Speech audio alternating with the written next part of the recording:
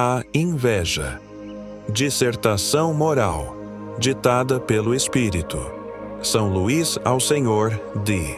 Em uma das sessões da Sociedade, São Luís nos havia prometido uma dissertação sobre a inveja. O Senhor D., que começava a desenvolver a mediunidade e ainda duvidava, um pouco, não da doutrina, de que é um dos mais ferventes adeptos e que a compreende em sua essência, isto é, do ponto de vista moral, mas da faculdade que nele se revelava, invocou São Luís em seu nome particular, dirigindo-lhe a seguinte pergunta. Pergunta: poderíeis dissipar minhas dúvidas e inquietações a respeito de minha força mediúnica, escrevendo, por meu intermédio, a dissertação que havíeis prometido à sociedade para terça-feira, 1º de junho? Resposta: sim, para te tranquilizar, o farei. Foi então que o trecho seguinte foi ditado. Faremos notar que o Senhor D. dirigiu-se a São Luís com um coração puro e sincero, sem segundas intenções, condição indispensável a toda boa comunicação. Não era uma prova que fazia. Duvidava apenas de si mesmo, permitindo Deus que fosse atendido, a fim de dar-lhe os meios de tornar-se útil. Hoje, o Senhor D. é um dos médiuns mais completos, não só pela grande facilidade de execução, como por sua aptidão em servir de intérprete a todos os espíritos, mesmo aqueles de ordem mais elevada, que se exprimem facilmente e de boa vontade por seu intermédio. São essas, sobretudo, as qualidades que devemos procurar num médium e que podem sempre ser adquiridas com paciência, vontade e exercício. O Senhor D. não necessitou de muita paciência. Havia nele a vontade e o fervor, unidos a uma aptidão natural. Bastaram alguns dias para levar sua faculdade ao mais alto grau. Eis o ditado que lhe foi dado sobre a inveja. Vede este homem. Seu espírito está inquieto. Sua infelicidade terrestre está no auge.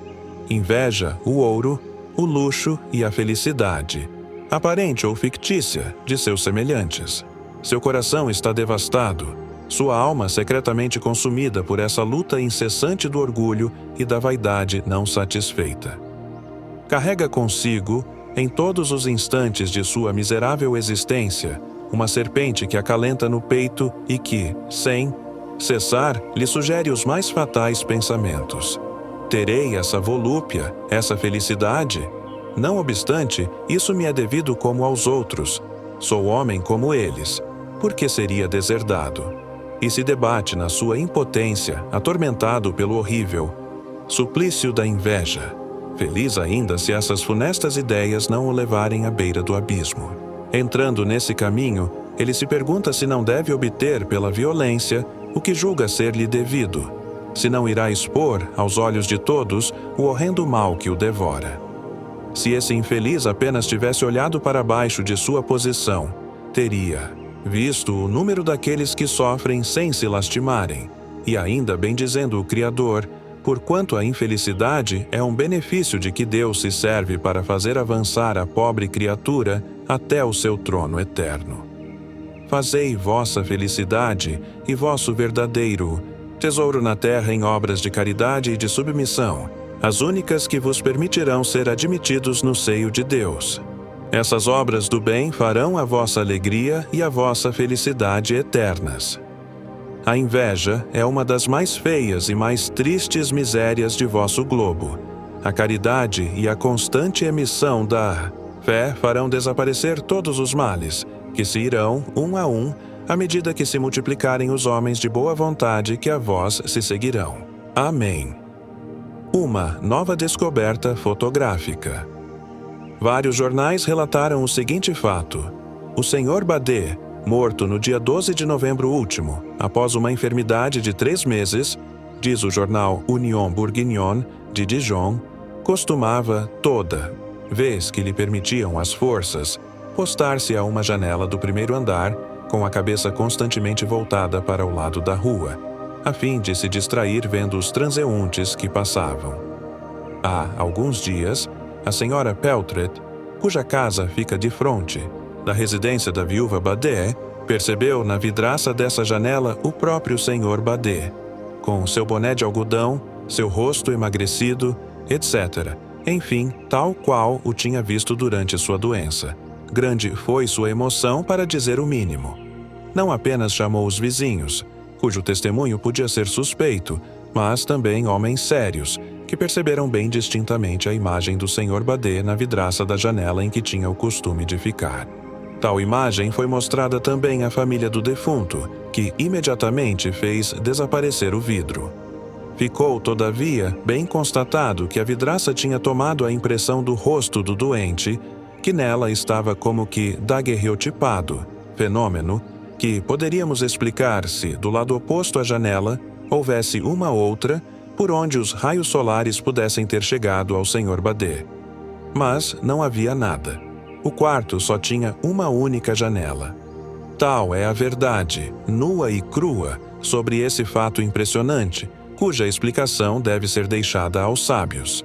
Confessamos que, à leitura desse artigo, nosso primeiro impulso foi o de classificá-lo como vulgar, como se faz com as notícias apócrifas, a ele não ligando a menor importância. Poucos dias depois, o Sr. Jobard, de Bruxelas, assim nos escrevia: a leitura do fato que se segue, daquele que acabamos de citar, passado em meu país, com um de meus parentes, dei de ombros, ao ver o jornal que o relata remeter aos sábios a sua explicação e essa valorosa família retirar a vidraça através da qual Badet olhava os transeuntes. Evocai-o para saber o que ele pensa disso. Essa confirmação do fato, da parte de um homem do caráter do Sr. Jobard, cujos méritos e honorabilidade todos conhecem, além da circunstância particular de ser o herói um de seus parentes, não nos poderiam deixar dúvida quanto à sua veracidade. Conseguintemente, evocamos o Sr. Badê na sessão da Sociedade Parisiense de Estudos Espíritas, no dia 15 de junho de 1858, terça-feira. Eis as explicações que se seguiram. Pergunta: rogo a Deus Todo-Poderoso permitir ao Espírito Badê, morto em Dijon, a 11 de novembro último, que se comunique conosco. Resposta: estou aqui.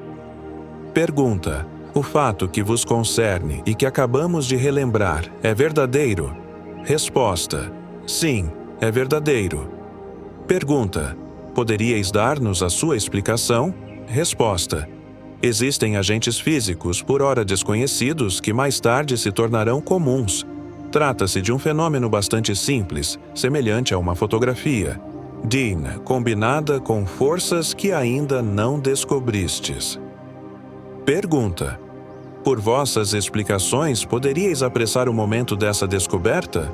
Resposta: bem que gostaria, mas isso é tarefa de outros espíritos e do trabalho humano. Pergunta: poderíeis reproduzir pela segunda vez o mesmo fenômeno? Resposta: não fui eu quem o produziu. Foram as condições físicas das quais sou independente. Pergunta: pela vontade de quem e com que finalidade se deu esse fato? Resposta: produziu-se quando eu era vivo e independente da minha vontade. Um estado particular da atmosfera o revelou depois, tendo-se estabelecido uma discussão entre os assistentes sobre as prováveis causas desse fenômeno, e sendo emitidas várias opiniões sem que ao espírito fossem dirigidas outras perguntas, disse este espontaneamente: e não levais em consideração a eletricidade e a galvanoplastia, que agem também sobre o perispírito?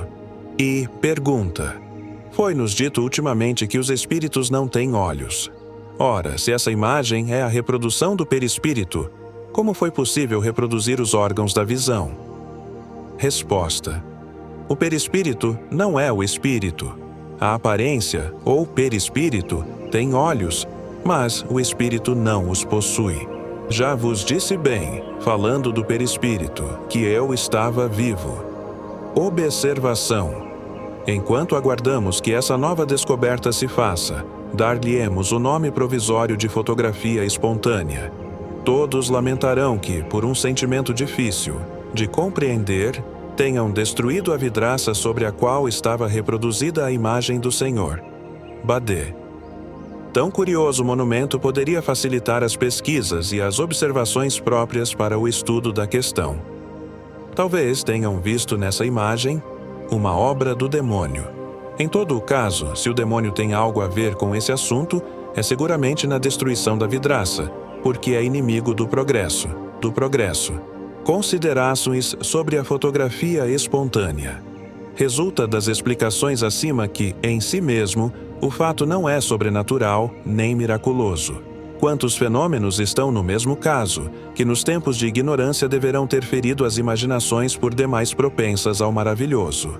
É, pois, um efeito puramente físico, que prenuncia um novo passo na ciência fotográfica. Como se sabe, o perispírito é o envoltório semimaterial do espírito. Não é apenas depois da morte que o espírito dele se acha revestido.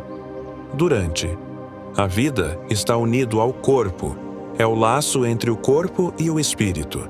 A morte é apenas a destruição do envoltório mais grosseiro. O espírito conserva o segundo, que afeta a aparência do primeiro, como se dele tivesse guardado a impressão. Geralmente invisível, em certas circunstâncias o perispírito se condensa e, combinando-se com outros fluidos, torna-se perceptível à visão e, por vezes, até mesmo tangível. É ele que é visto nas aparições. Sejam quais forem a sutileza e a imponderabilidade do perispírito, nem por isso deixa de ser uma espécie de matéria, cujas propriedades físicas nos são ainda desconhecidas. Desde que é matéria, pode agir sobre a matéria. Essa ação é patente nos fenômenos magnéticos. Acaba de revelar-se nos corpos inertes, pela impressão que a imagem do Sr. Bade deixou na vidraça. Essa impressão se deu quando estava vivo. Conservou-se após sua morte, mas era invisível. Foi necessário, ao que parece, a ação fortuita de um agente desconhecido, provavelmente atmosférico, para torná-la aparente. Que haveria nisso de espantoso? Não é sabido que podemos à vontade fazer aparecer e desaparecer a imagem daguerreotipada? Citamos isto como comparação, sem pretender estabelecer analogia de processos. Desse modo, seria o perispírito do Sr. Bade que, exteriorizando-se do corpo deste último, teria, com o passar do tempo e sob o império de circunstâncias desconhecidas, exercido uma verdadeira ação química sobre a substância vítrea, semelhante à da luz. Incontestavelmente, a luz e a eletricidade devem desempenhar um grande papel nesse fenômeno. Resta saber quais são os agentes e essas circunstâncias. É o que mais tarde, provavelmente, se saberá, e não será uma das descobertas menos curiosas dos tempos modernos.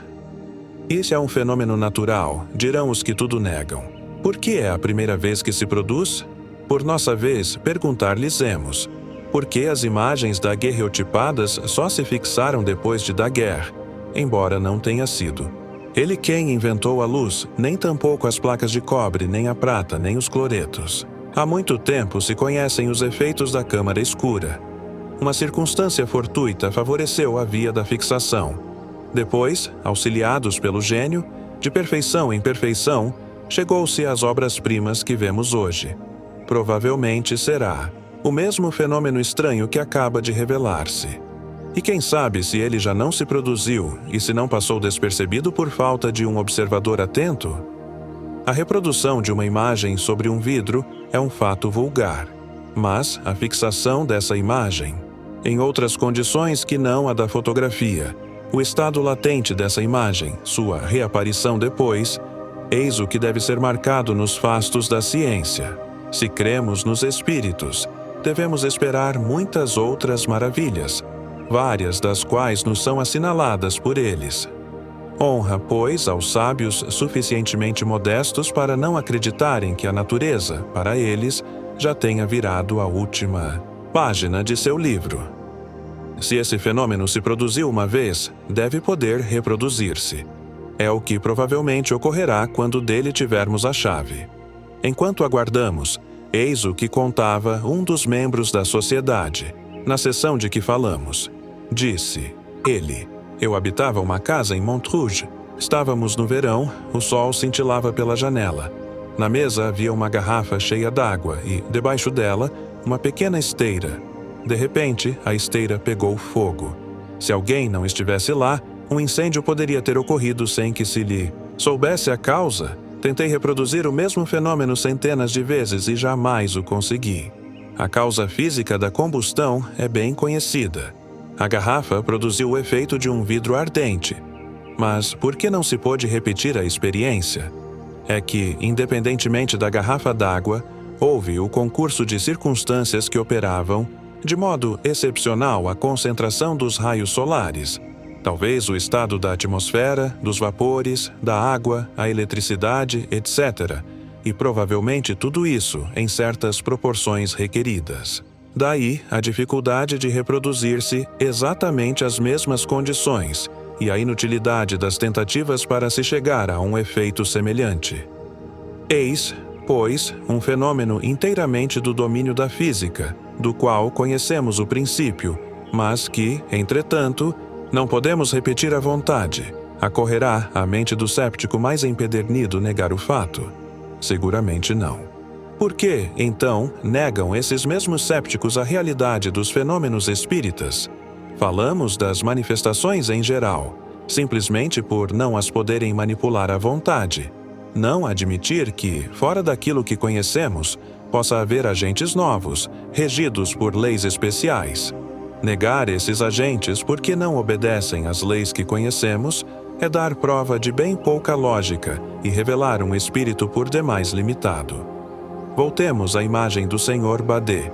Como nosso colega e sua garrafa, certamente se farão numerosas tentativas infrutíferas antes de obter qualquer êxito, até que um acaso feliz, ou o esforço de um gênio poderoso, possa dar a chave do mistério.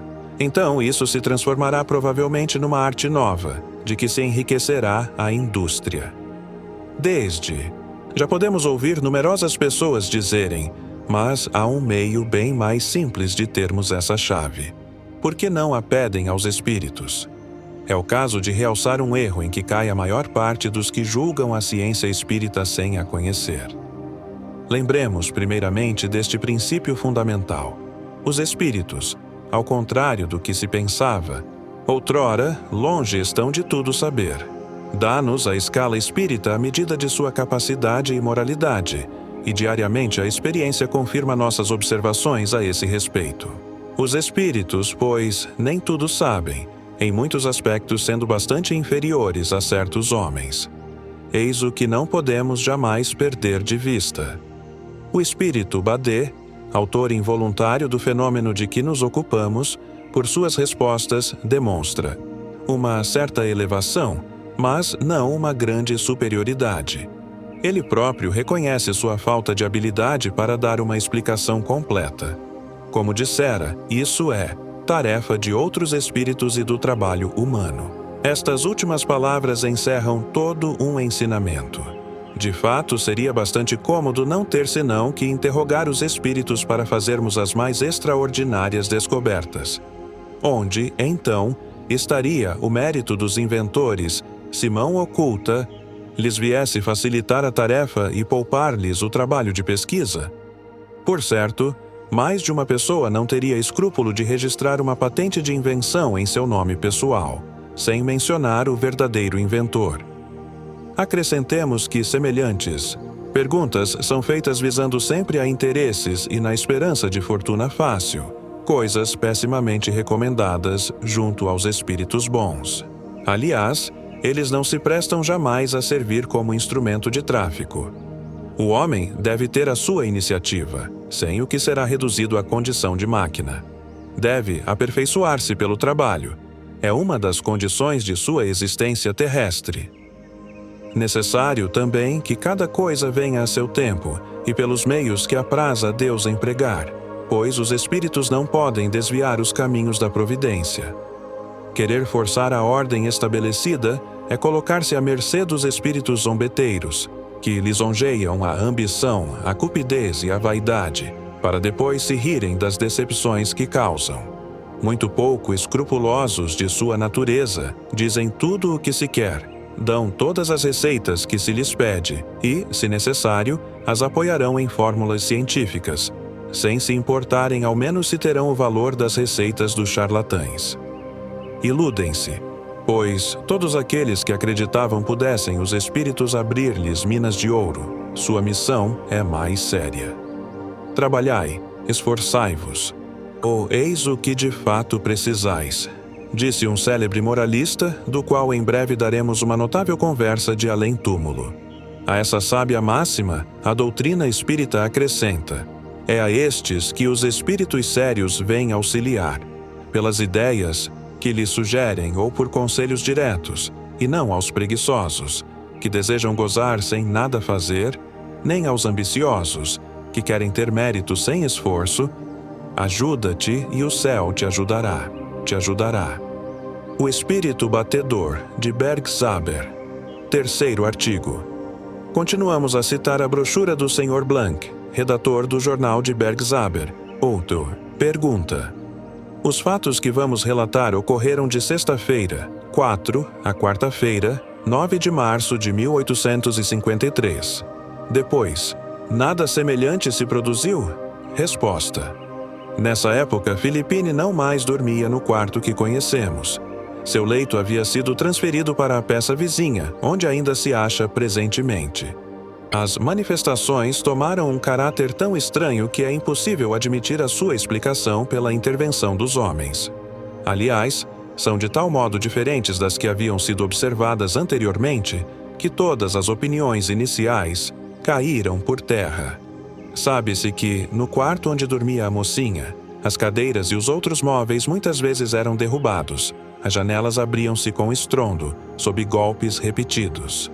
Há 5 semanas, ela permanece no quarto comum, onde, desde o princípio da noite até a manhã seguinte, há sempre uma luz.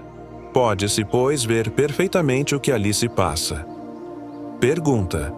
O que foi observado na sexta-feira, 4 de março? Resposta.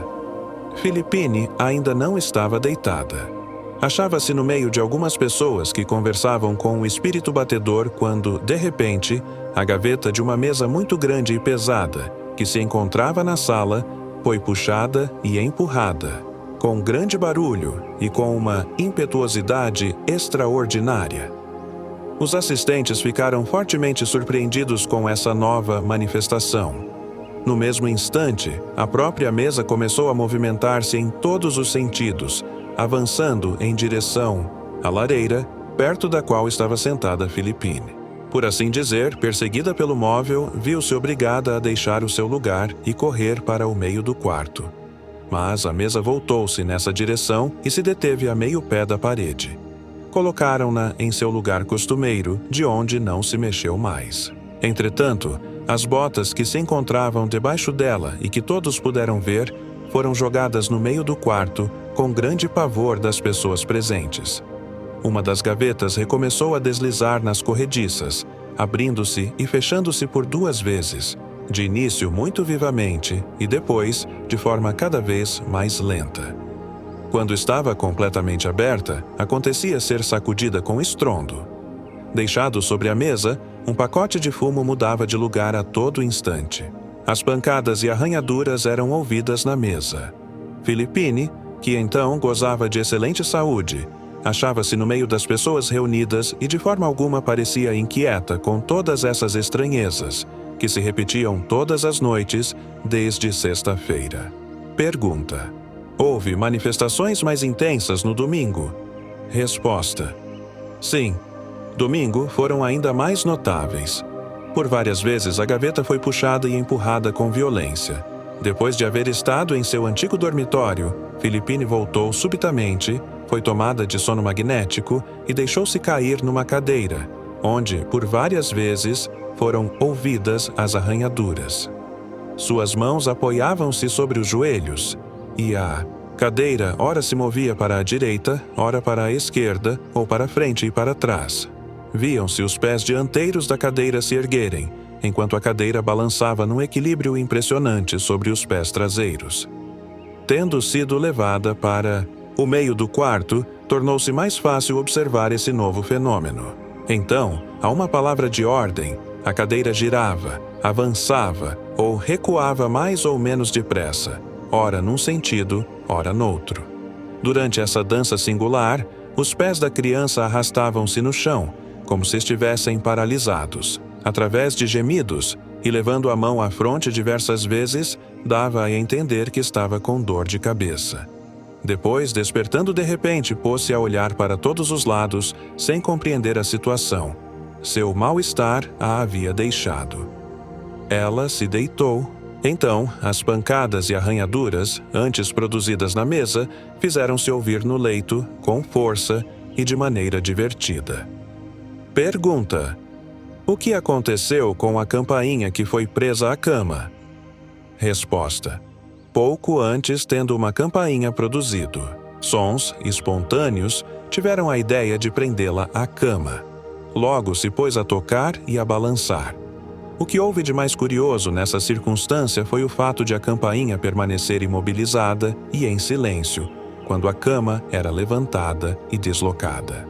Por volta da meia-noite, todo o ruído cessou e a assistência dispersou-se. Pergunta: e na segunda-feira? Resposta: na segunda-feira à noite, 15 de maio, prenderam ao leito uma grande campainha. Imediatamente fez-se ouvir um barulho desagradável e ensurdecedor. No mesmo dia, ao meio-dia, as janelas e a porta do quarto de dormir foram abertas, mas de maneira silenciosa. Pergunta: que observação foi feita sobre a cadeira de Filippine? Resposta: devemos dizer também que a cadeira em que se sentava Filippine, na sexta-feira e no sábado, levada pelo Sr. Sanger para o meio do quarto, pareceu-lhe muito mais leve que de costume. Dir-se-ia que força invisível a sustentava. Querendo empurrá-la, um dos assistentes não encontrou a menor resistência. A cadeira parecia deslizar por si mesma no assoalho. Pergunta: houve silêncio do espírito em algum momento? Resposta: o espírito batedor ficou em silêncio durante 3 dias. Quinta-feira, sexta-feira e sábado da Semana Santa.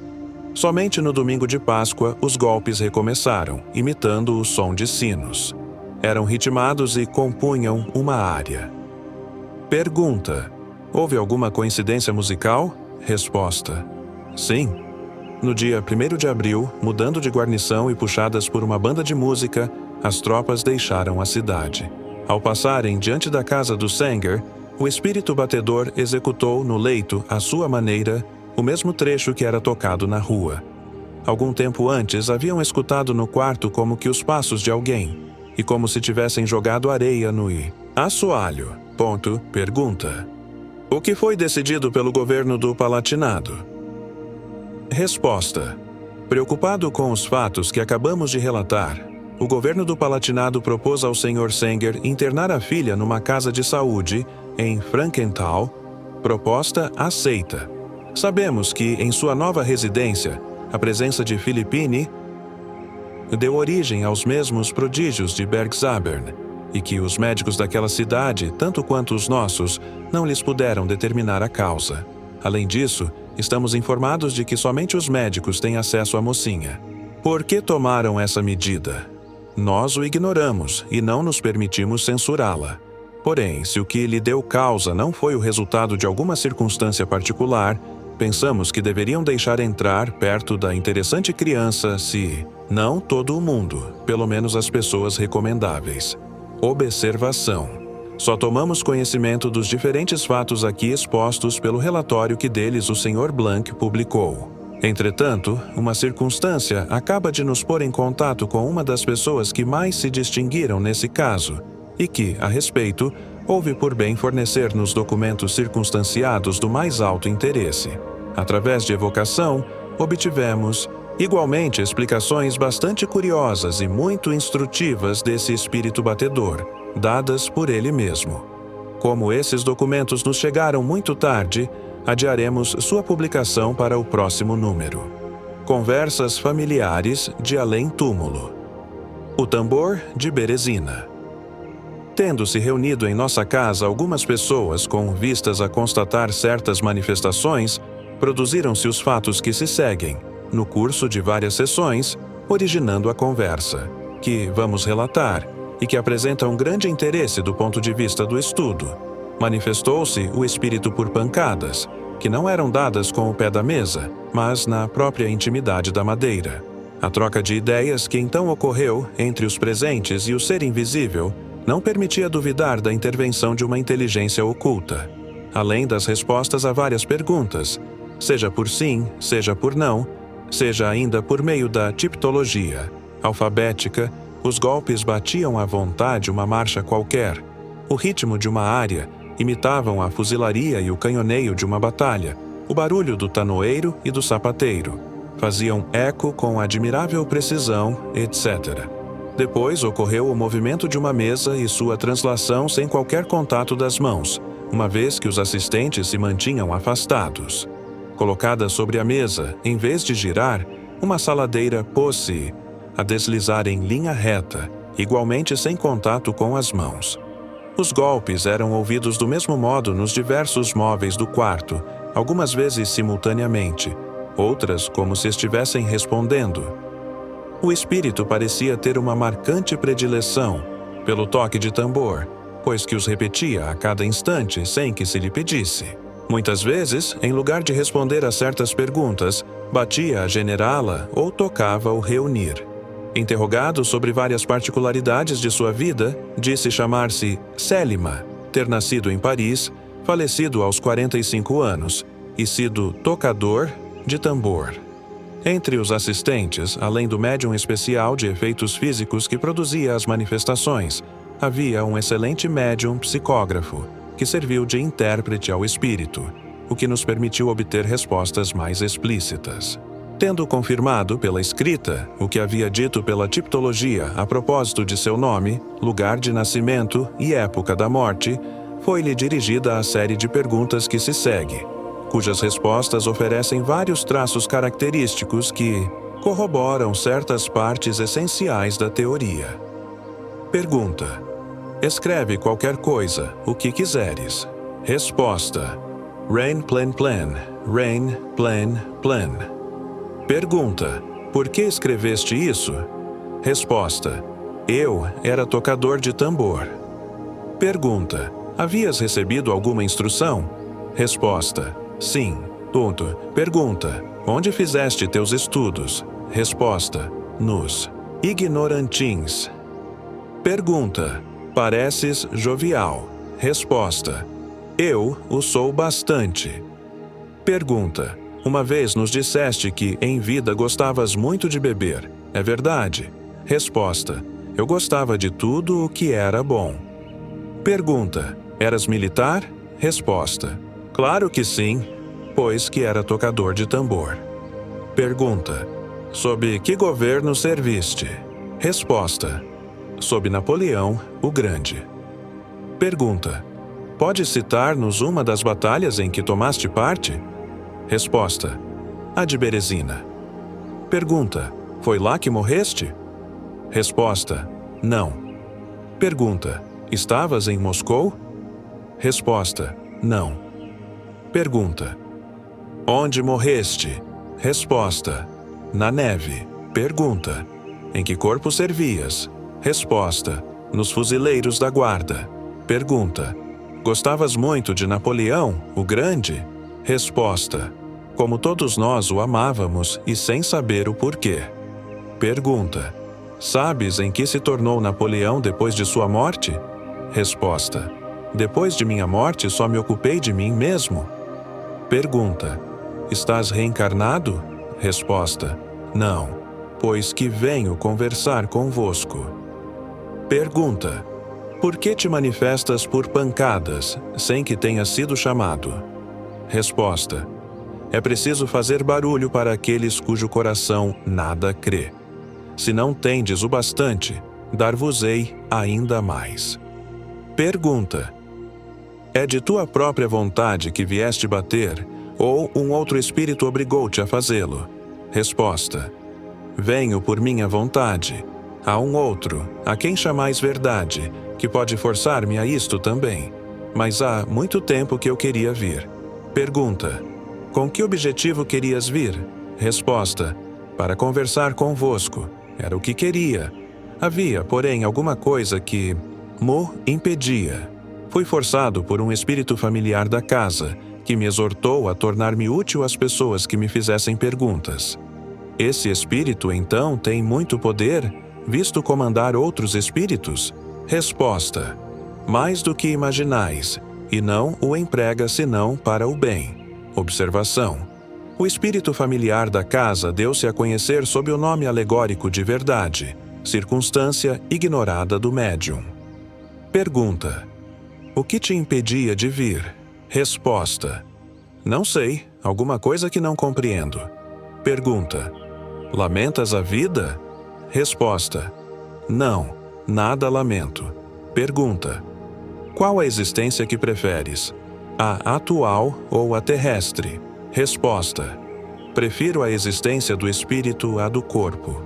Pergunta: por quê? Resposta: porque estamos bem melhor do que na Terra. A Terra é um purgatório. Durante todo o tempo em que nela vivi, sempre desejei a morte. Pergunta: sofres em tua nova situação? Resposta: não, mas ainda não sou feliz. Pergunta: ficarias satisfeito se tivesses uma nova existência corporal? Resposta: sim, porque sei que devo elevar-me. Pergunta: quem te disse isso? Resposta: eu o sei bem. Pergunta: reencarnarás logo? Resposta: não sei. Pergunta: vês outros espíritos à tua volta? Resposta: sim, muitos. Pergunta: como sabes que são espíritos? Resposta: entre nós, vemo-nos tais quais somos. Pergunta: sob qual aparência os vês? Resposta: como se podem ver os espíritos, mas não pelos olhos? Pergunta: e tu, sob que forma estás aqui? Resposta: sob a que tinha quando vivo, isto é, como tocador de tambor. Pergunta: e os outros espíritos? Tu os vês sob a forma que possuíam quando estavam encarnados? Resposta: não. Só tomamos uma aparência quando somos evocados. De outro modo, nos vemos sem forma. Pergunta: tu nos vês tão claramente como se estivesses vivo? Resposta: sim, perfeitamente. Pergunta: é através dos olhos que nos vês? Resposta: não. Temos uma forma, mas não temos sentidos. Nossa forma é apenas aparente. Observação: seguramente os espíritos têm sensações, já que percebem. Se assim não fora, seriam inertes. Contudo, suas sensações não são localizadas, como quando tem um corpo, mas inerentes a todo o ser. Pergunta: dize-nos positivamente em que lugar estás aqui. Resposta: perto da mesa, entre vós e o médium. Pergunta: quando bates, estás sob a mesa, em cima dela ou na intimidade da madeira? Resposta: estou ao lado, não me meto na madeira, basta-me tocar a mesa. Pergunta: como produzes os ruídos que fazes ouvir? Resposta: creio que é por intermédio de uma espécie de concentração de nossa força. Pergunta: poderias explicar-nos a maneira pela qual são produzidos os diferentes ruídos? Que imitas? As arranhaduras, por exemplo? Resposta: eu não saberia precisar muito a natureza dos ruídos. É difícil de explicar. Sei que arranho, mas não posso explicar como produzo esse ruído que chamais de arranhadura. Pergunta: poderias produzir os mesmos ruídos com qualquer outro médium? Resposta: não. Há especialidade em todos os médiums. Nem todos podem agir da mesma forma. Pergunta: vês entre nós, além do jovem S, o médium de efeitos físicos pelo qual o espírito se manifesta? Alguém que poderia te ajudar a produzir os mesmos efeitos? Resposta: no momento, não. Vejo ninguém. Com ele, eu estaria muito disposto a fazê-lo. Pergunta: por que com ele e não com outro? Resposta: porque o conheço mais. Depois, porque está mais apto do que qualquer outro a esse gênero de manifestações. Pergunta: tu o conhecias há muito tempo? Antes de sua atual existência? Resposta: Não. Só o conheço há bem pouco tempo, de alguma sorte a ele. Fui atraído para que se tornasse meu instrumento. Pergunta: quando uma mesa se eleva no ar, sem ponto de apoio, quem a sustenta? Resposta: nossa vontade, que lhe ordenou obedecer, e também o fluido que lhe transmitimos. Observação: essa resposta vem apoiar a teoria que nos foi dada sobre a causa das manifestações físicas e que relatamos nos números 5 e 6 desta revista. Pergunta: poderias fazê-lo? Resposta: creio que sim. Tentarei quando o médium vier. Nesse momento ele estava ausente. Pergunta: de que depende isso? Resposta: depende de mim, pois me sirvo do médium como de um instrumento. Pergunta: mas a qualidade do instrumento não conta para alguma coisa? Resposta: sim, auxilia-me muito. Tanto é assim que eu disse não poder fazê-lo hoje com outros médiuns. Observação: no curso da sessão tentou-se levantar a mesa, mas não se obteve êxito, talvez porque não tivesse havido bastante perseverança. Houve esforços evidentes e movimentos de translação sem contato nem imposição das mãos. Entre as experiências feitas, destacou-se a da abertura da mesa, que era elástica, porque oferecesse muita resistência, em face de um defeito de construção, foi posta de lado, enquanto o espírito tomava uma outra e conseguia abri-la. Pergunta: por que, outro dia, os movimentos da mesa se detinham a cada vez que um de nós tomava de uma luz para olhar embaixo dela? Resposta: porque eu queria punir a vossa curiosidade. Pergunta: de que te ocupas em tua existência de espírito, considerando que não deves passar o tempo todo somente a bater? Resposta: muitas vezes tenho missões a cumprir. Devemos obedecer a ordens superiores e, sobretudo, fazer o bem aos seres humanos que estão sob nossa influência. Ido pergunta: por certo, tua vida terrestre não foi isenta de faltas. Reconhece-as agora? Resposta: sim, e por isso as expio, permanecendo estacionário entre os espíritos inferiores. Só poderei purificar-me bastante quando tomar um outro corpo. Pergunta: quando aplicavas os golpes na mesa e ao mesmo tempo em outro móvel, eras tu quem os produzia ou era um outro espírito? Resposta: era eu mesmo. Pergunta: estava só, portanto? Resposta: não, mas realizava. É sozinho o trabalho de bater. Pergunta: os demais espíritos que lá se encontravam não te auxiliavam em alguma coisa? Resposta: não para bater, mas para falar. Pergunta: então não eram espíritos batedores?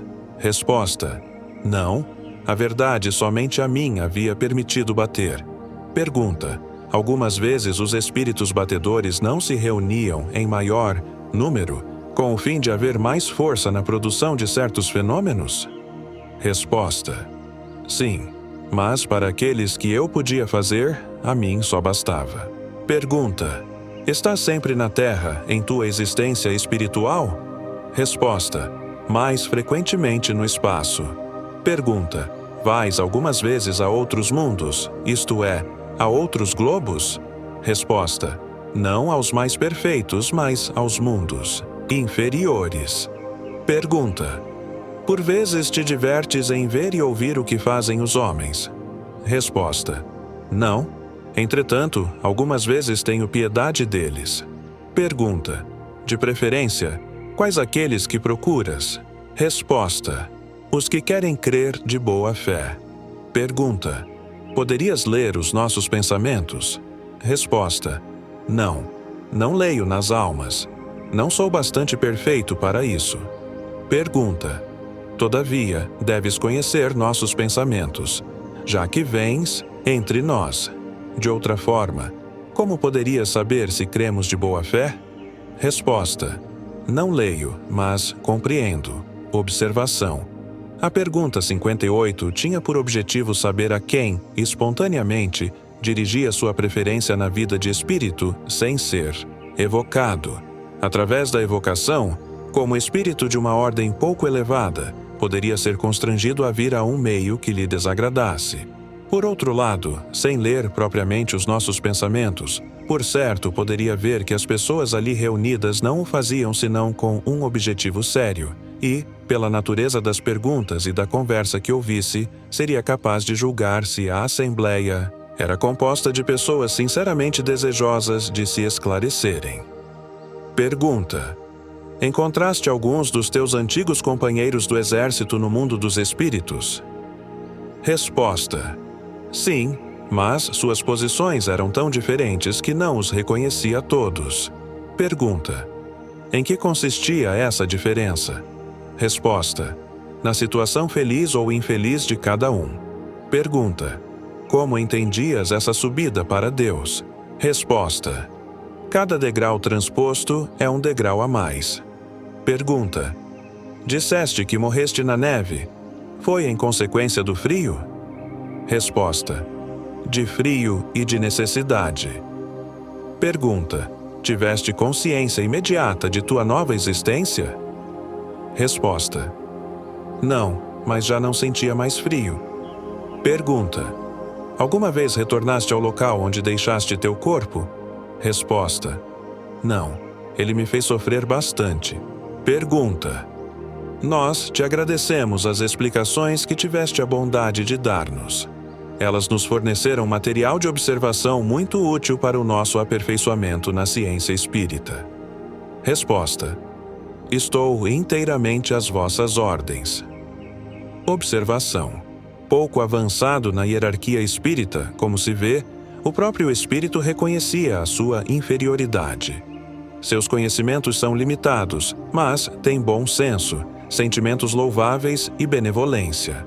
Como espírito, sua missão carecia de significado, visto que desempenhava o papel de espírito batedor para chamar os incrédulos à fé. Contudo, mesmo no teatro, a humilde indumentária de comparsa não pode envolver um coração honesto? Suas respostas têm a simplicidade da ignorância.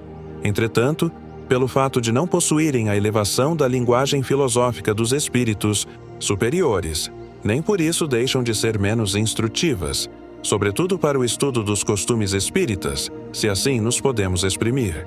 É somente estudando todas as classes desse mundo que nos aguarda que podemos chegar a conhecê-lo e nele marcar, de algum modo, por antecipação, o lugar que a cada um de nós será dado ocupar. Vendo a situação que, por seus vícios e virtudes, criaram os homens, nossos iguais aqui na Terra, sentimos-nos encorajados para nos elevar o mais rapidamente possível desde esta vida. É o exemplo ao lado da teoria.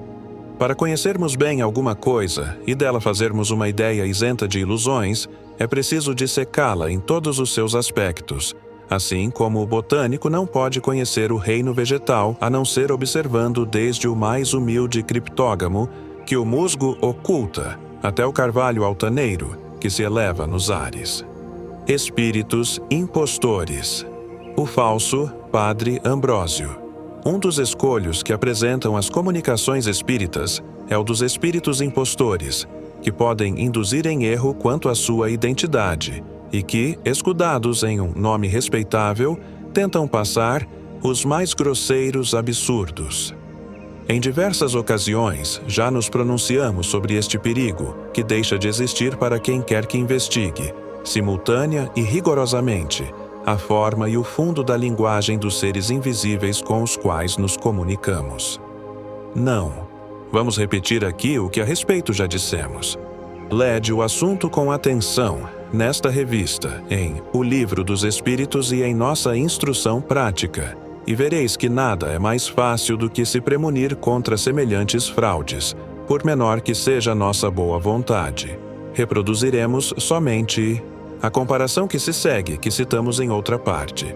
Suponde que, num quarto vizinho ao em que estais, há várias pessoas que não conheceis, nem podeis ver, mas que ouvis perfeitamente. Por sua conversação, não seria fácil reconhecer se são ignorantes ou sábios, gente honesta ou malfeitores, homens sérios ou estouvados, enfim, pessoas educadas ou grosseiras. Tomemos outra comparação, sem sair de nossa humanidade material. Suponhamos que um homem se vos apresente sob o nome de um distinto literato. Diante de tal nome, o recebeis, de início, com toda a consideração devida ao seu suposto mérito. Mas, se ele se exprimir como um mariola, reconhecereis logo o engano e o expulsareis, como se faz a um impostor. O mesmo acontece com os espíritos. São reconhecidos por sua linguagem. A dos espíritos superiores é sempre digna e em harmonia, com a sublimidade de seus pensamentos.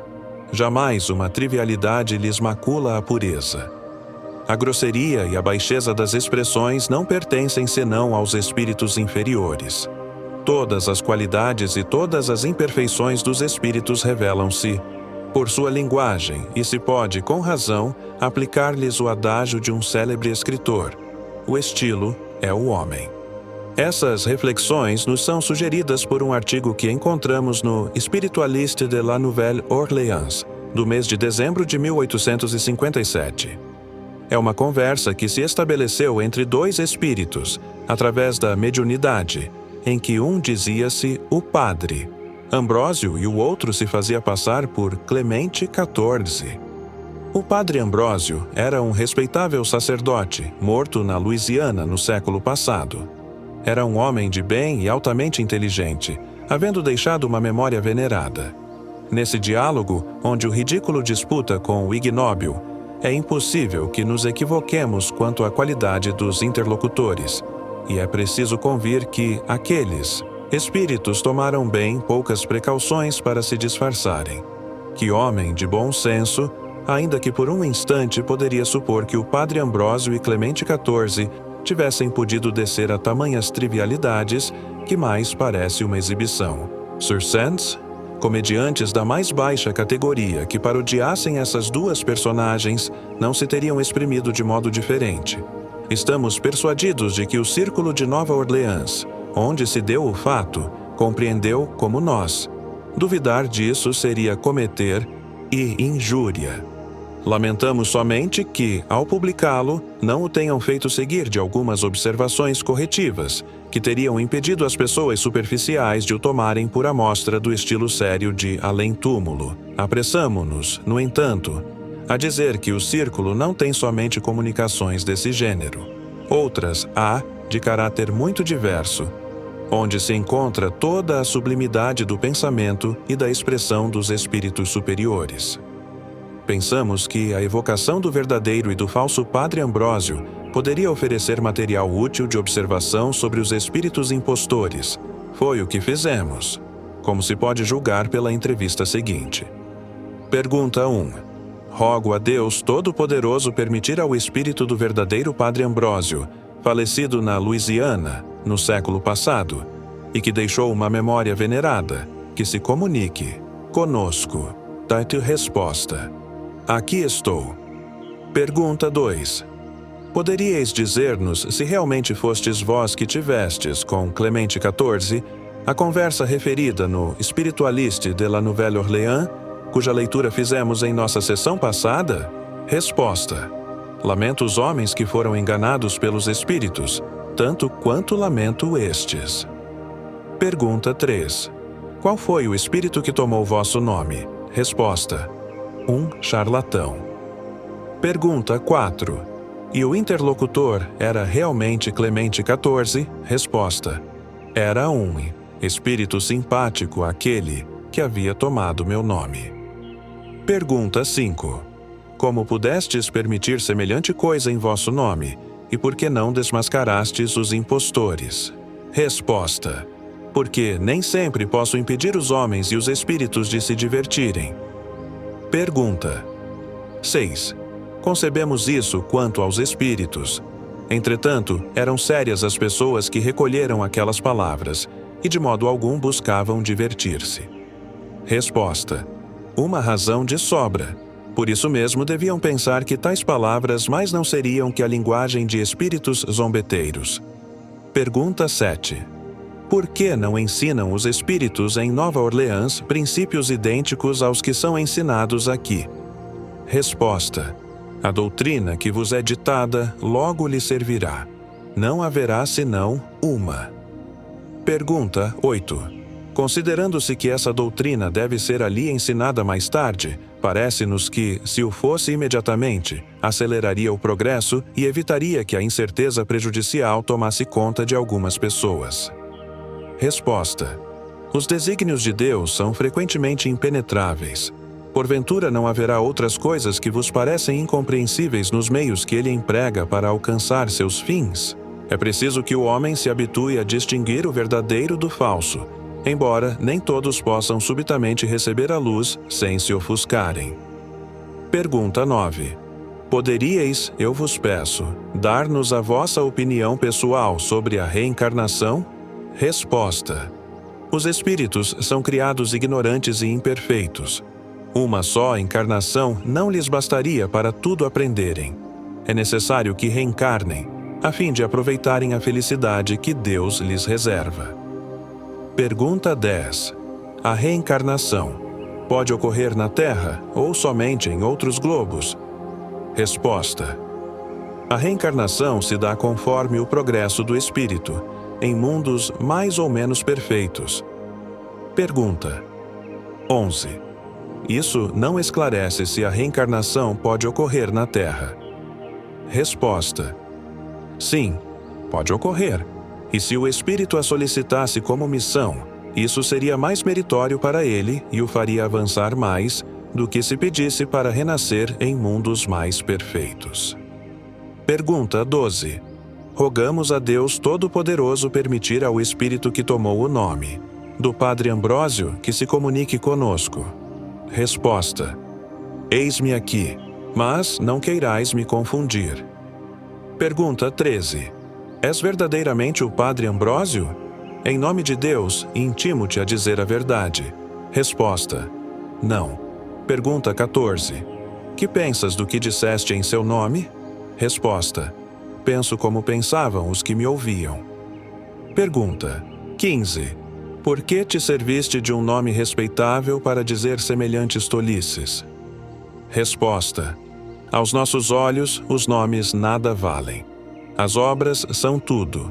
Como podiam ver o que eu era pelo que dizia, não liguei maior importância ao empréstimo desse nome. Pergunta 16. Por que não sustentas a tua impostura em nossa presença? Resposta: porque minha linguagem é uma pedra de toque com a qual não vos podeis enganar.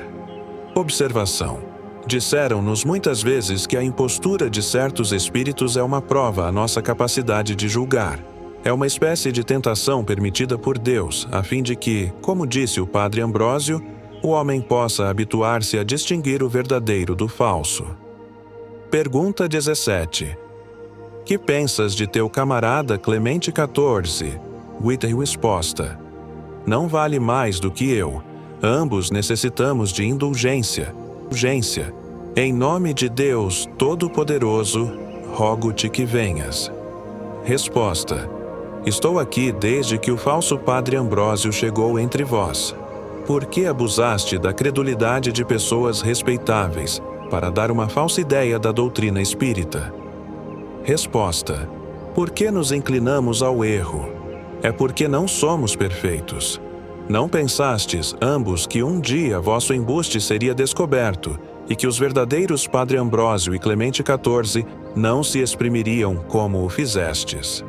Resposta: os embustes já eram conhecidos e castigados por aquele que nos criou. Pertenceis à mesma classe dos espíritos a que chamamos batedores? Resposta: não, porque ainda é preciso raciocínio para fazer o que fizemos em Nova Orleans, ao verdadeiro Padre Ambrósio.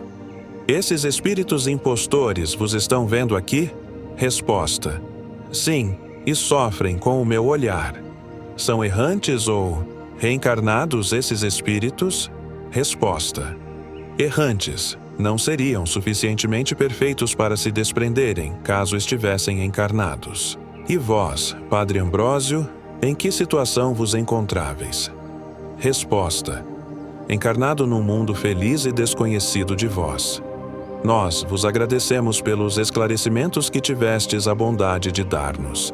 Seríeis por demais benévolo para virdes outra vez entre nós, dizer-nos palavras de bondade e ditar-nos uma mensagem, capaz de mostrar a diferença entre o vosso e o estilo daquele que vos usurpou o nome.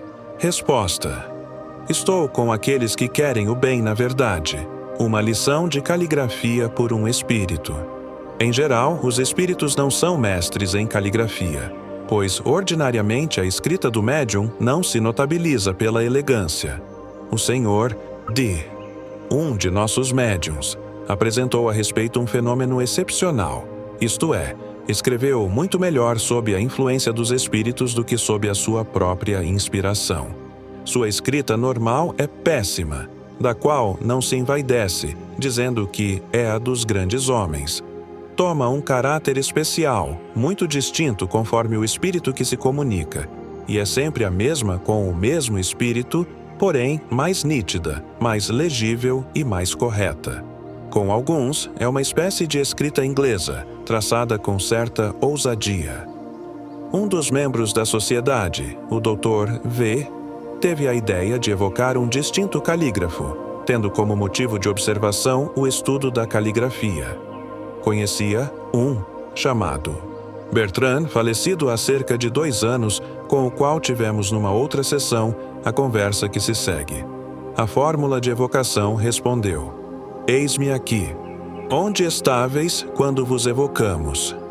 Resposta: já me encontrava perto de vós. Sabeis qual o principal objetivo que nos levou a solicitar que viesseis? Resposta: não, mas desejo sabê-lo. Observação: o Espírito do Senhor, Bertrand, ainda se acha sob a influência da matéria, como era de supor, tendo em vista a sua vida terrena. Sabe-se que tais espíritos são menos aptos a ler o pensamento do que aqueles que estão mais desmaterializados. Gostaríamos que fizesseis reproduzir pelo médium uma escrita caligráfica que possuísse as características da que tinhais em vida. Vós o podeis? Resposta: eu o posso. Observação: a partir desse momento, o médium, que não procede de acordo com as regras ensinadas pelos professores de caligrafia, tomou, sem que percebesse, uma postura correta, tanto em relação ao corpo quanto à mão. Todo o resto da conversa foi escrito como o fragmento cujo facsímile reproduzimos. Como termo de comparação, damos acima a escrita normal do médium. Lembrai-vos das circunstâncias de vossa vida terrestre? Resposta: de algumas. Poderíeis dizer-nos em que ano morrestes? Resposta: em 1856. Com que idade? Resposta: aos 56 anos. Em que cidade habitáveis? Resposta: Saint-Germain. Qual era vosso gênero de vida? Resposta: esforçava-me para contentar meu corpo.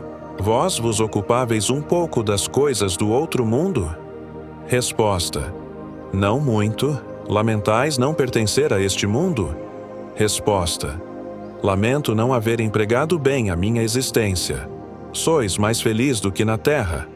Resposta: não. Sofro pelo bem que não fiz. Que pensais do futuro que vos está reservado? Resposta: penso que tenho necessidade de toda a misericórdia de Deus. Quais são as vossas relações no mundo em que estais? Resposta: relações lamentáveis e infelizes. Quando retornais à terra, há lugares que frequentais de preferência? Resposta: procuro as almas que se compadecem de minhas penas, ou que oram por mim.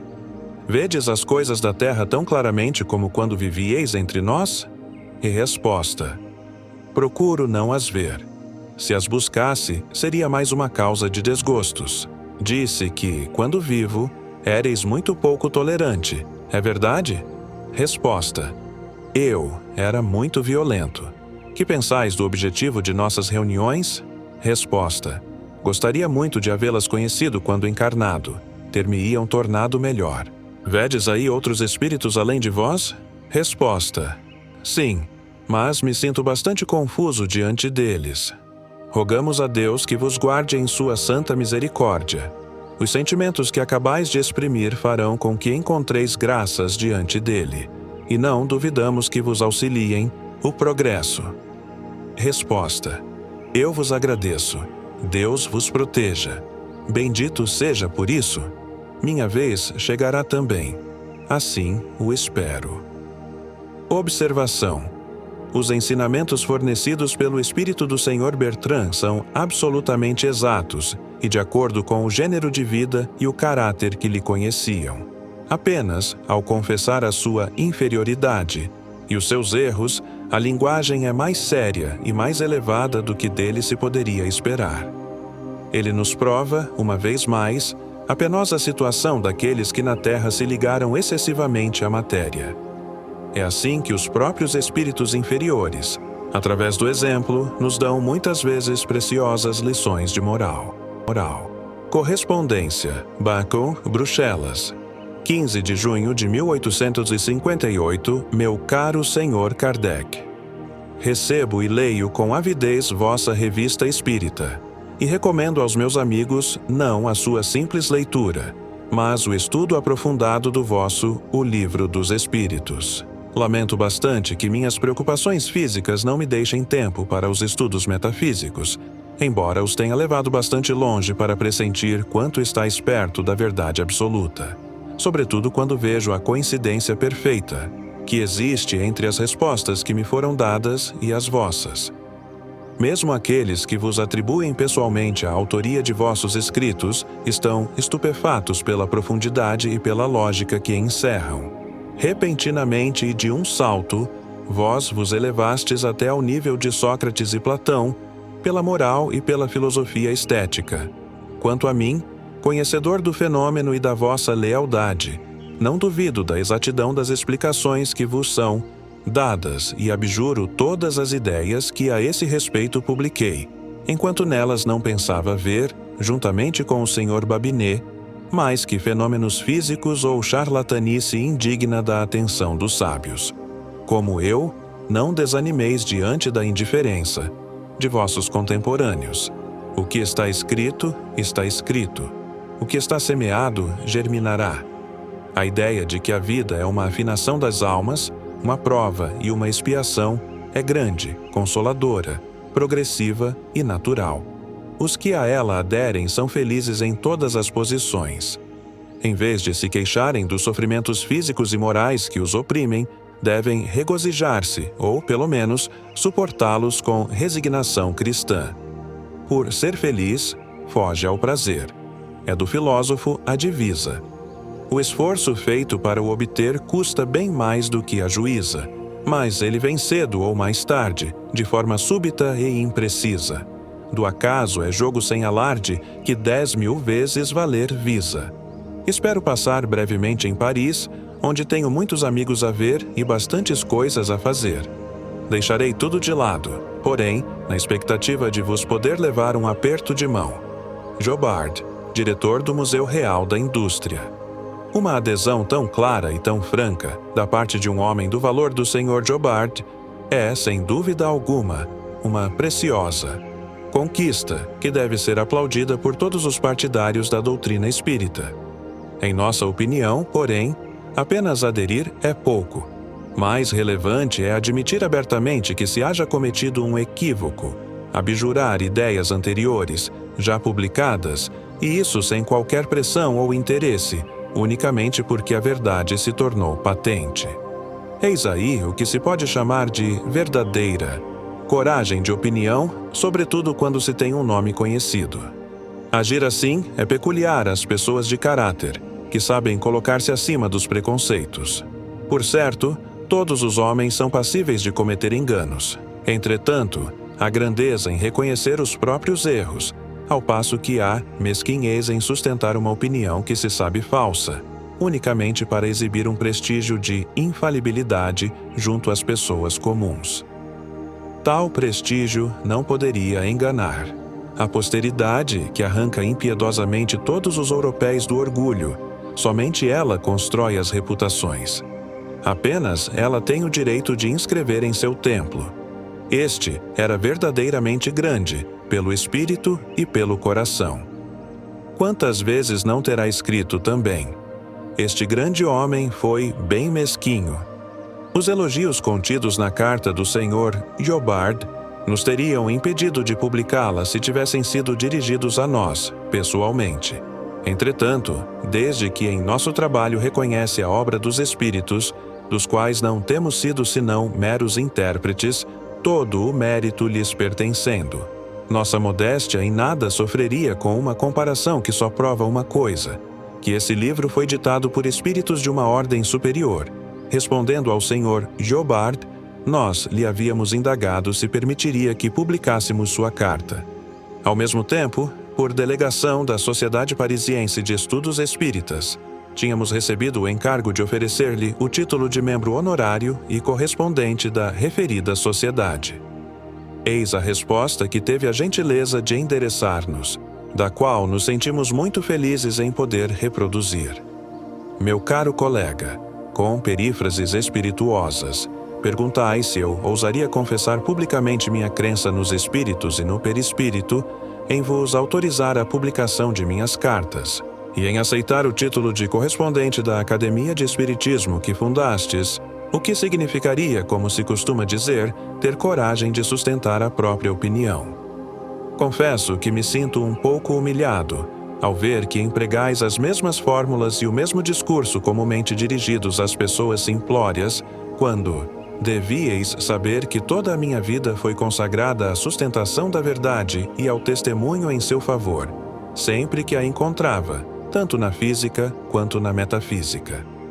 Sei perfeitamente que o papel do adepto das ideias novas, nem sempre, está livre de inconvenientes, até mesmo neste século de luzes, e que podemos ser ridicularizados se dissermos que a luz se fará em pleno dia. No mínimo, seremos taxados de loucos. Porém, como a terra gira e o sol haverá de brilhar para todos, faz-se necessário que os incrédulos se dobrem à evidência. É natural também que a existência dos espíritos seja negada por aqueles que só acreditam no que veem, do mesmo modo que a luz não existe para quantos se achem privados de seus raios. Podemos entrar em comunicação com eles? Eis aí toda a questão. Vede e observai. O tolo nega sempre o que ele não entende. Mesmo o maravilhoso é-lhe pobre vergel. Ele não sabe nada, e nada quer ou aprende. Do incrédulo, esse é, pois, um retrato fiel. Disse a mim mesmo. Evidentemente, o homem é duplo, visto que a morte o desdobra. Quando uma metade permanece aqui, a outra vai para algum lugar, conservando a sua individualidade. O Espiritismo, portanto, está perfeitamente de acordo com as Escrituras, com o dogma, com a própria religião, que crê na existência dos espíritos. E tanto isso é verdade que ela exorciza os maus e evoca os bons. O Vade Retro e o Veni Creator dão prova disso. A evocação, portanto, é uma coisa séria e não uma obra diabólica, ou uma charlatanice, como pensam alguns. Sou curioso, não nego, mas quero ver. Jamais me ouviram falar. Trazei-me o fenômeno. Em vez de o esperar tranquilamente em minha poltrona, o que não faria o menor sentido, saí correndo à sua procura. A propósito do magnetismo, desenvolvi o seguinte raciocínio, e isso há mais de 40 anos. É impossível que homens tão apreciáveis deem-se ao trabalho de escrever milhares de volumes para me fazerem crer na existência de uma coisa que não existe. Tentei em vão, durante muito tempo, obter aquilo que procurava. Como perseverasse, acabei por ser muito bem recompensado, visto ter conseguido reproduzir todos os fenômenos de que ouvira falar. Detive-me, depois, durante 15 anos. Com o aparecimento das mesas falantes, quis saber exatamente como as coisas se passavam. Hoje surge o Espiritismo e a minha atitude é a mesma. Quando aparecer alguma coisa nova, correrei atrás dela com o mesmo ardor com que me coloco à frente das descobertas modernas de todos os gêneros. É a curiosidade que me arrasta, e lamento que os selvagens não sejam curiosos. Por isso mesmo continuam selvagens. A curiosidade é a mãe da instrução. Sei perfeitamente que essa ânsia de aprender tem me prejudicado bastante, e que se me tivesse mantido nessa respeitável mediocridade que conduz às honras e à fortuna, teria aproveitado a melhor parte. Mas, Há muito tempo confessei a mim mesmo que me achava apenas de passagem nesta sórdida pousada, onde não vale a pena desfazer as malas. O que me faz suportar sem dor as injúrias, as injustiças, os roubos de que fui vítima privilegiada, foi a ideia de que aqui não existe nem felicidade, nem infelicidade com que possamos nos alegrar ou nos afligir. Trabalhei, o que me deu forças para fustigar os adversários mais encarniçados e impor respeito aos demais. De sorte que agora sou mais feliz e mais tranquilo do que as pessoas que me escamotearam uma herança de 20 milhões. Eu os lastimo, pois não lhes invejo a posição no mundo dos espíritos. Se lamento essa fortuna, não o é por mim. Afinal, de contas, não tenho apetite para digerir 20 milhões, mas pelo bem que deixei de fazer. Que alavanca poderosa nas mãos de um homem que soubesse empregá-la utilmente. Quanto impulso poderia proporcionar à ciência e ao progresso. Aqueles que têm fortuna ignoram frequentemente as verdadeiras alegrias que se poderiam permitir. Sabeis o que falta à ciência espírita para propagar-se com rapidez? Um homem rico que a ela consagrasse sua fortuna por puro devotamento, sem mescla de orgulho nem de egoísmo, que fizesse as coisas em grande estilo, sem parcimônia nem mesquinhez. Tal homem faria a ciência avançar meio século. Por que me foram subtraídos os meios de o fazer? Esse homem será encontrado. Algo me diz. Honra a ele, pois. Vi uma pessoa viva ser evocada.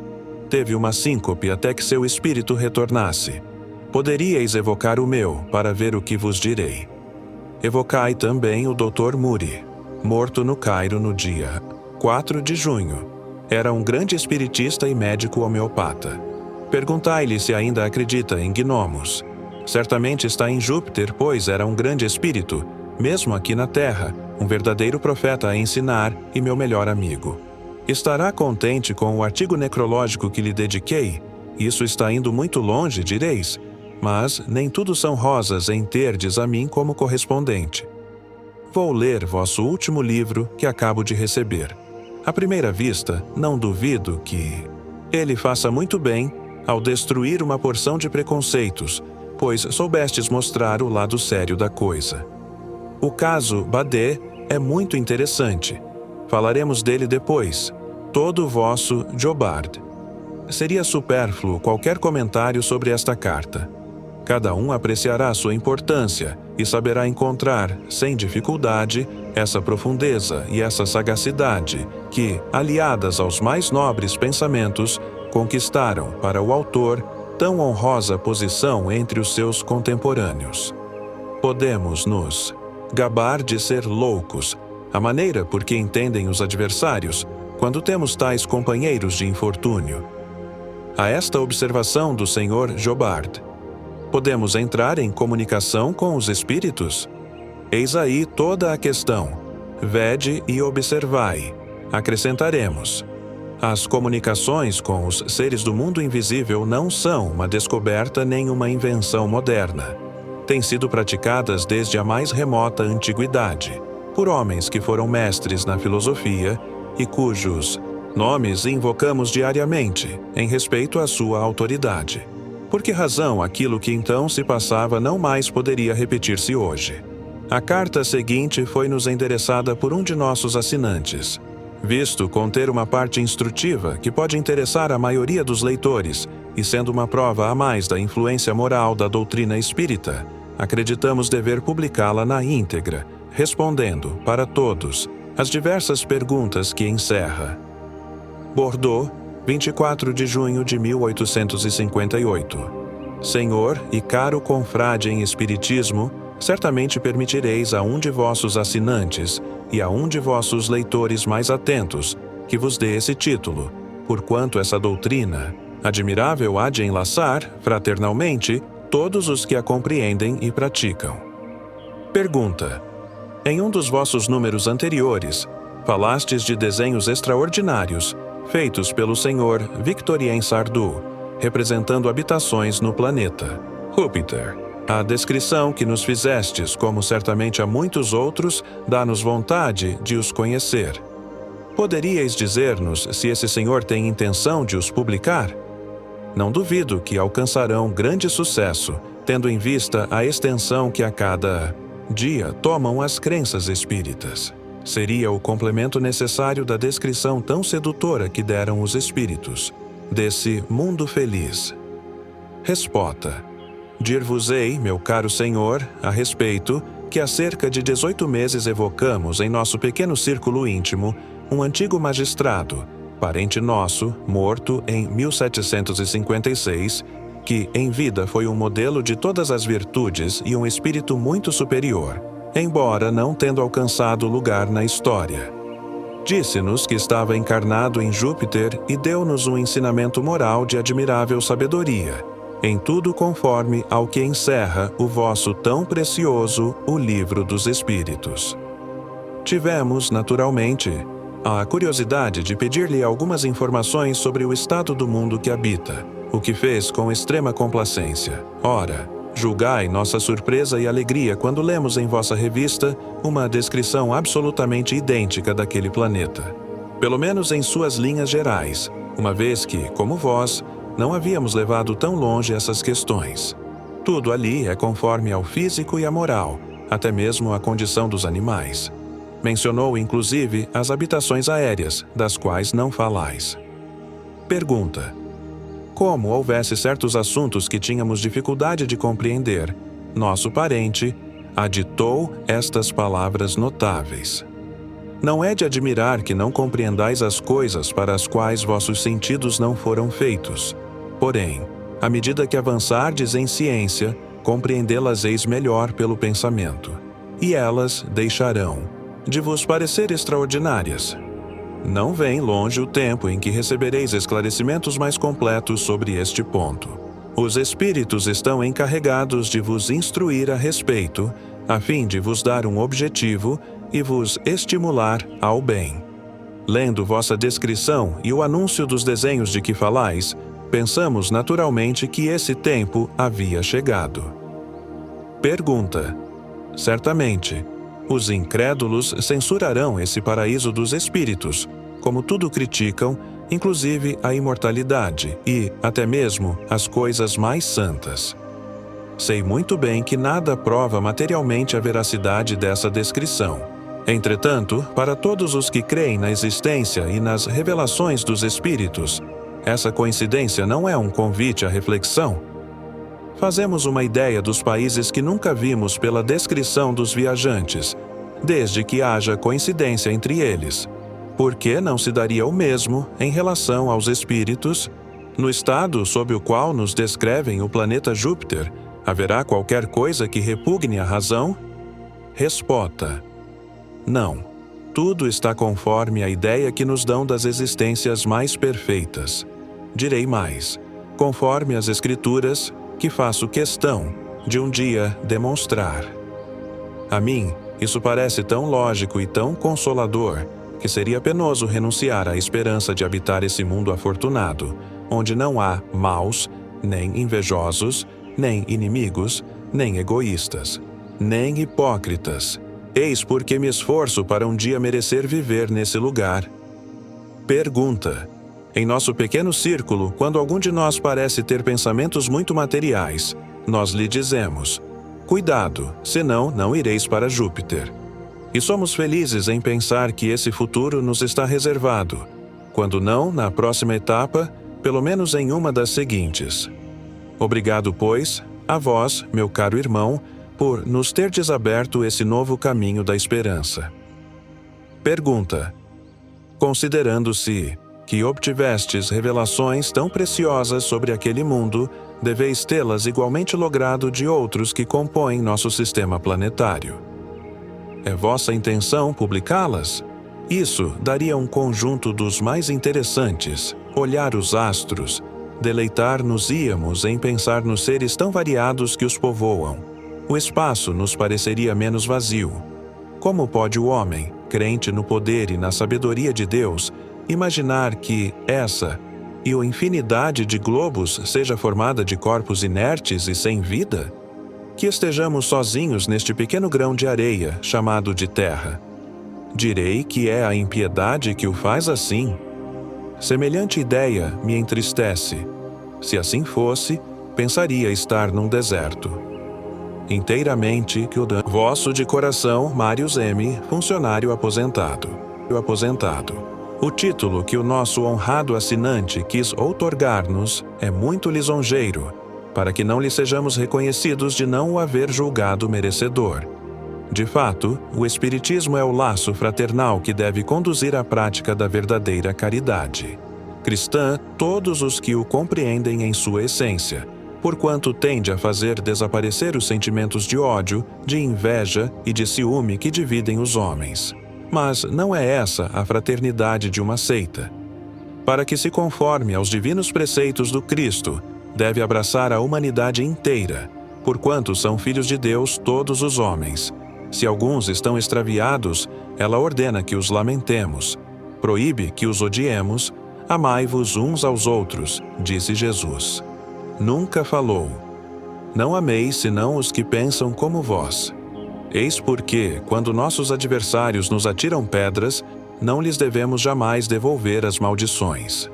Esses princípios tornarão pacíficos os homens, que jamais buscarão a satisfação de suas paixões na desordem e no sofrimento do próximo.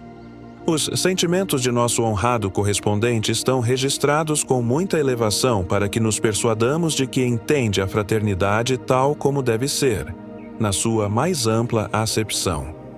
Somos felizes pela comunicação que ele se prontificou a fazer a respeito de Júpiter. A coincidência que nos assinala não é a única, como se pôde depreender pelo artigo concernente ao assunto. Ora, seja qual for a opinião que se tenha a respeito, nem por isso deixa de ser matéria de observação. O mundo espírita está cheio de mistérios que devem ser estudados com muito cuidado. As consequências morais deduzidas pelo nosso correspondente estão marcadas de um cunho lógico que a ninguém escapa. A propósito da publicação dos desenhos, vários de nossos assinantes externaram o mesmo desejo. Mas, tal é a sua complicação que a reprodução em gravura determinaria despesas excessivas e de difícil solução. Os próprios espíritos haviam dito que o momento de publicá-los ainda não tinha chegado, provavelmente por esse motivo. Felizmente, a dificuldade está hoje superada. De médium desenhista, sem saber desenhar, o senhor Victorien Sardou tornou-se médium gravador, embora jamais houvesse pegado num buril em toda a sua vida. Agora faz desenhos diretamente sobre o cobre, o que permitirá sua reprodução sem o concurso de qualquer artista estrangeiro. Simplificada a questão financeira, poderemos, assim, dar uma amostra notável em nosso próximo número, acompanhada de uma descrição técnica que ele teve a gentileza de redigir conforme os documentos que lhe forneceram os espíritos. Esses desenhos são muito numerosos, formando, seu conjunto, mais tarde, um verdadeiro atlas. Conhecemos outro médium desenhista, a quem os espíritos fazem traçar desenhos não menos curiosos sobre um outro planeta. Quanto ao estado dos diferentes globos conhecidos, sobre muitos temos recebido ensinamentos gerais, enquanto sobre outros apenas alguns detalhes, mas ainda não nos decidimos sobre a época mais conveniente para a sua publicação. Allan Kardec.